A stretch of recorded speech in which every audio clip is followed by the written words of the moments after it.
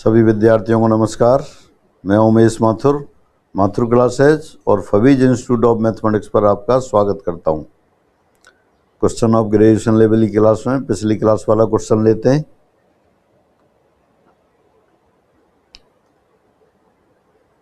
निम्न चित्र में दर्शाए अनुसार एक व्यक्ति उसके कंधे एस पर रखी एक छड़ के सिरे बी पर एक गठरी बंडल रखता है। यदि उसके हाथ एस तथा कंधे के मध्य दूरी बढ़ाई जाए तो उसके कंधे पर दबाव, पहला ऑप्शन कमी होगी या वृद्धि होगी या तीसरा ऑप्शन वही रहेगा या इनमें से कोई नहीं। इस तरह की छड़ें जैसे रॉड होते हैं ग्रामीण बहुत बार ले जाते हैं, तो ये ऐसे कंधे पर रखी हुई है, यहाँ तो हाथ से पकड़ी हुई है और पीछे वाला सिरा अब ये थोड़ा छोटा है तो पीछे वाला सिरा आगे और उस पर बंडल बंधा हुआ है, गठरी कोई बांध रखी है। जैसे आप समझ सकते हैं यहाँ गठरी बनी हुई है।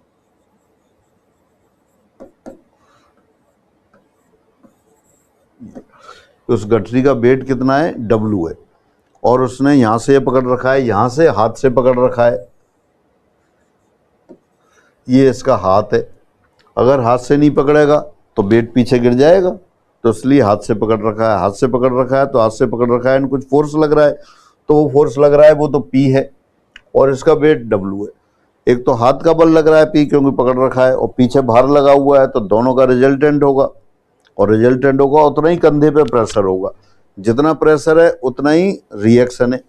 ऊपर जो R प्रतिक्रिया दे रखी है, तो यानी कि नीचे लगने वाले फोर्स बराबर ऊपर की ओर लगने वाले फोर्स। तो नीचे समांतर बलों का नियम यही कहता है, नीचे वाले बल और उनका परिणामी बल ऊपर। तो समांतर बलों के नियम से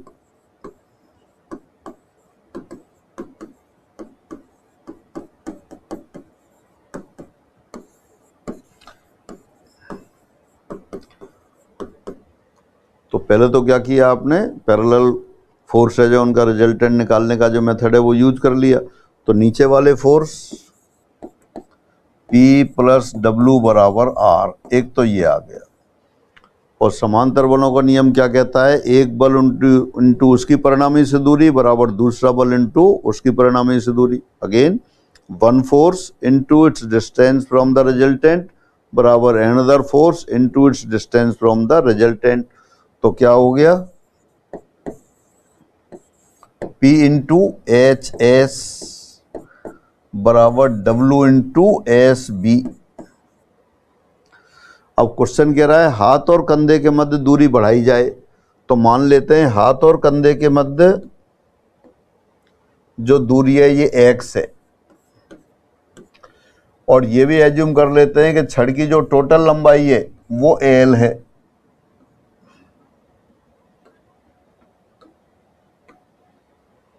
हाथ और कंधे के बीच की दूरी x ले ली और टोटल जो छड़ की लंबाई है जो उसने रख रखी है कंधे पर उसकी लंबाई L है।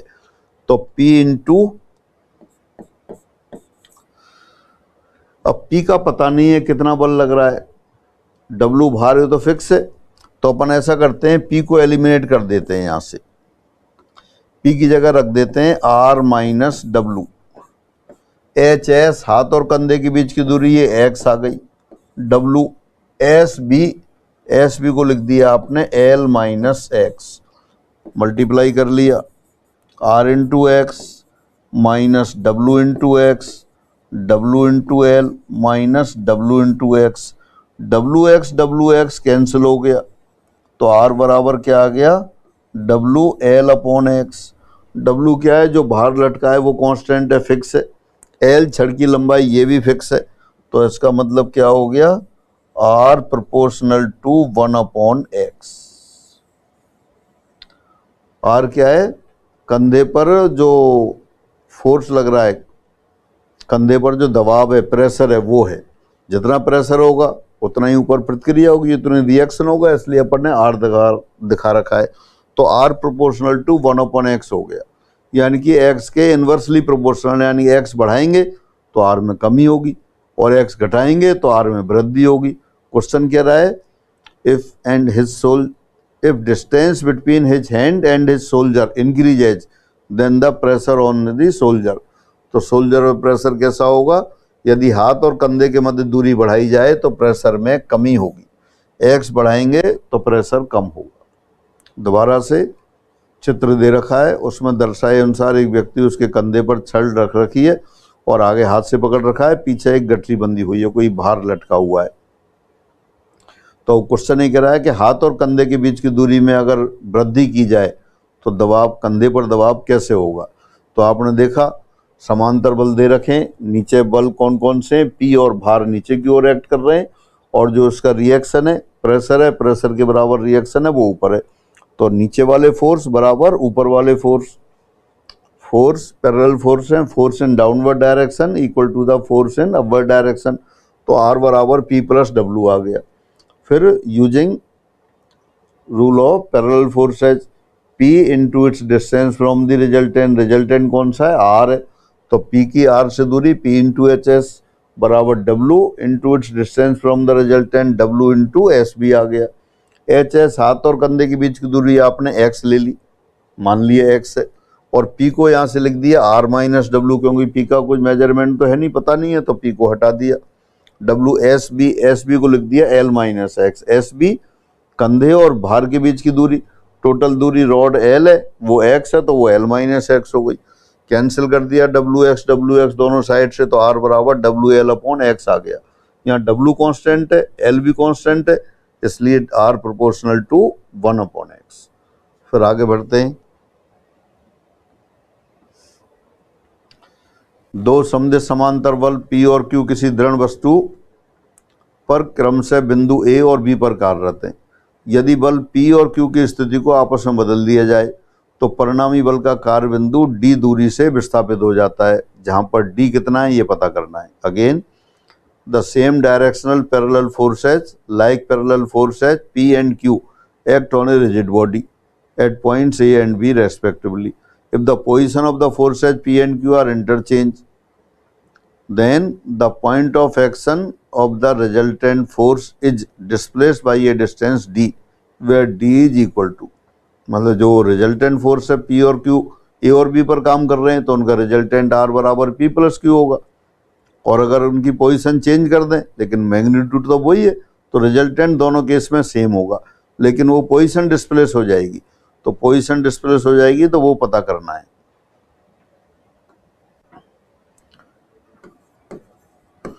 फर्स्ट केस, ये दृढ़ पिंड के दो पॉइंट हैं ए बी, यहाँ पर बल P काम कर रहा है और यहाँ पर बल Q काम कर रहा है, और उनका परिणामी मान लिया आपने R है और वो बिंदु C पर काम कर रहा है। P प्लस Q बराबर R आ गया, और P इंटू ए सी बराबर Q इंटू बी सी।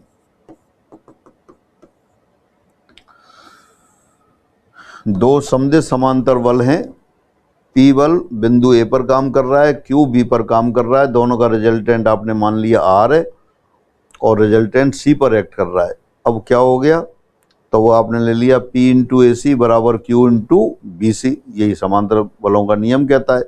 अब वो कह रहा है कि P और Q की पोजीशन आपस में इंटरचेंज कर दी। इंटरचेंज कैसे कर दी, P को तो Q पर लगा दिया और Q को A पर लगा दिया। ये फोर्स P हो गया और ये फोर्स Q हो गया, तो मान लिया रिजल्टेंट उनका C डैश से पास हो गया है।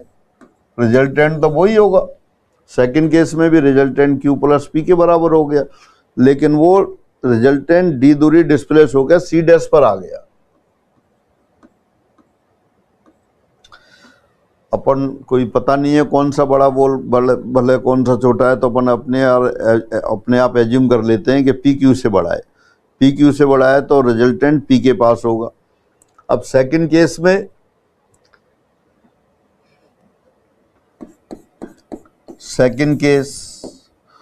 रिजल्टेंट तो वही हो गया P प्लस Q। अब आ गया आपके पास P into B C dash बराबर Q into A C dash. Second case में क्या हुआ, फोर्स P ये तो B पॉइंट पर एक्ट कर रहा है और फोर्स Q A पर एक्ट कर रहा है, तो समांतर बलों के नियम से एक बल इंटू उसकी परिणामी से दूरी, तो P की दूरी परिणामी कहाँ है, C डैश पर है, P into B C dash बराबर Q into A C dash. अब बी सी डैश को चेंज करते हैं अपन, बी सी डैश को लिख देते हैं बी सी माइनस सी सी डैश, और Q ए सी डैश को लिख देते हैं ए सी प्लस सी सी डैश, और सी सी डैश डिस्टेंस बताई हुई है D, तो D से चेंज कर देते हैं, P into B C minus P into C C dash, अभी अगले स्टेप में कर देंगे Q into A C plus Q into C C dash. अब BC को लिख सकते हैं आप AB minus AC minus P into D बराबर Q इंटू AC को लिख सकते हैं AB minus BC plus Q into D. Figure की सहायता से देखें आप, BC को क्या लिखा, BC को लिखा आपने AB माइनस AC, और CC डैश को D लिख दिया। इसी तरह AC फिगर देख सकते हैं, AC को क्या लिख सकते हैं, AC को लिख दिया आपने AB माइनस BC। अब इसको मल्टीप्लाई कर लेते हैं,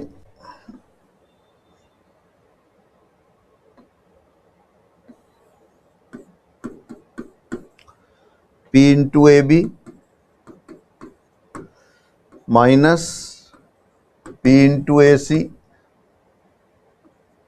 minus P into D, right side में Q into AB minus Q into BC plus Q into D.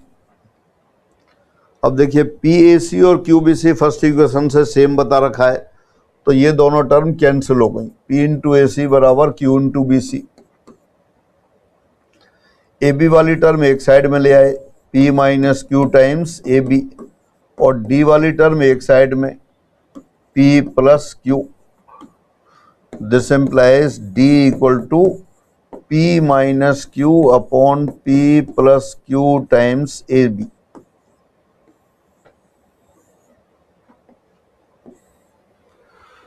तो इस तरह से आपका वो रिजल्टेंट D आ गया। वो डिस्टेंस D आपसे पूछी थी, कितनी आ गई है, P minus Q upon P plus Q times AB आ गया। एक बार दोबारा पढ़ते हैं क्वेश्चन। दो समदेश समांतर बल P और Q किसी दृढ़ वस्तु पर क्रमशः A और B पर कार्यरत हैं। यदि बल P और Q की स्थिति को आपस में बदल दिया जाए तो परिणामी बल का कार्य बिंदु D दूरी से विस्थापित हो जाता है, जहां पर D कितना है ये पता करना है। 10 सेम डायरेक्शनल पैरेलल फोर्सेज, इसकी जगह कह सकते हैं the like parallel forces P and Q act on a rigid body. Same directional की जगह आप कह सकते हैं द लाइक पैरेलल फोर्सेज, समदेश समांतर बल P and Q act on a rigid body at points A and B respectively. If the position of the forces P and Q are interchanged, position of the forces P and Q is interchanged, then the point of action of the resultant force is displaced by a distance D, where D is equal to what? A और B दो point हैं, A point पर P force काम कर रहा है और like parallel force दूसरा ये Q काम कर रहा है, इनका परिणामी C से पास होता है। अब वो कह रहा है कि P और Q को आपस में इंटरचेंज कर दिया, यानी P को तो B पर लगा देते हैं और Q को A पर लगा देते हैं, तब इनका रिजल्टेंट मान लिया C डैश से पास होता है। रिजल्टेंट तो सेम होगा, इनके बीच की दूरी D है। कब? जब P यहाँ एक्ट कर रहा हो और Q यहाँ एक्ट कर रहा हो, तब रिजल्टेंट आपका ये हो गया R, वो C पर काम कर रहा, तो D पता करना था। तो अपन ने यही जैसा जैसा कहा उसी तरह से फिगर बना लिया। फर्स्ट केस में लिया P इंटू AC बराबर Q इंटू BC, और सेकेंड केस में लिया P इंटू BC डैश बराबर Q into AC dash. BC dash को लिख दिया फिगर देख के आपने BC माइनस CC डैश, और AC डैश को लिख दिया AC plus CC dash. Figure में देख सकते हैं आप AC dash A to C and C to C dash. अब दोनों ये ब्रैकेट एक्सपेंड कर दिया। फिर अगले स्टेप में बी सी को लिख दिया ए बी माइनस ए सी और ए सी को लिख दिया A B minus B C. ये क्यों लिख दिया? क्योंकि फर्स्ट इक्वेशन कहती है पी इंटू ए सी बराबर क्यू इंटू बी सी, जबकि अपने पास आ रहा था पी इंटू बी सी। तो ए बी माइनस ए सी रख के पी ए सी और क्यू बी सी बन गए आपको, वो आपने कैंसिल कर दिए। फिर ए बी वाली टर्म एक साइड में ले ली, P minus Q A B आ गया, डी वाली टर्म अपोजिट साइड में ले ली। वहाँ कितना आ गया? डी वाली टर्म लेने के बाद D times P plus Q आ गया। डी कैलकुलेट करना था तो डी बराबर P minus Q upon P plus Q A B. इस तरह के क्वेश्चन जो न्यूमेरिकल नहीं है और सभी बुक्स में दे रखे होते हैं, तो आपको दो दो तीन तीन बार सॉल्व कर लेने और फिर आंसर सहित याद करके रखने। तो ए और बी पर दो बल पी और क्यू कार्य कर रहे थे, दोनों को आपस में इंटरचेंज कर दिया, उनका रिजल्टेंट डी डिस्टेंस से डिस्प्लेस हो गया, तो डी बराबर आता है P minus Q upon P plus Q times A B.